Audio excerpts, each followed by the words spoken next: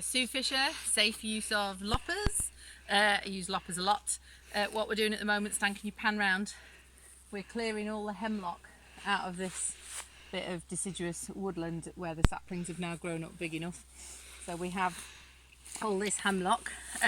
When I use my loppers, I've got a cutting edge and I've got an edge that it cuts against. So that edge isn't sharp, but that one is.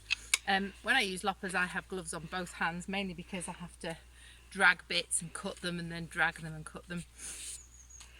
I think if I was encouraging teaching learners to use these, I wouldn't let them have gloves on to start off with, just so that they have proper grip. When I use my loppers, I have my hands on the handles like that, and there's two main ways that I can do it. The main thing to remember is that the piece of wood that you want to cut is in the air, so that you're not kind of crunching the ground with the loppers.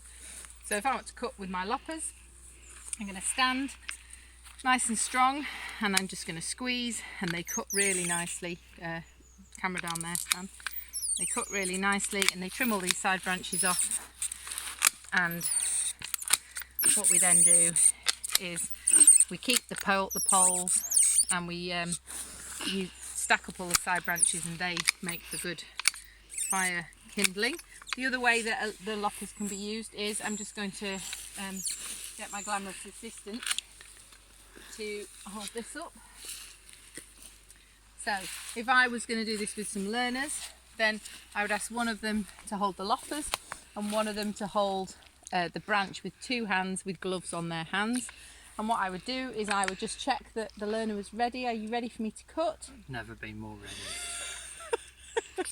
And then I would cut it in the air like that, so that the learners were ready. Obviously when I'd finished, I would put these away in my toolbox. That's it.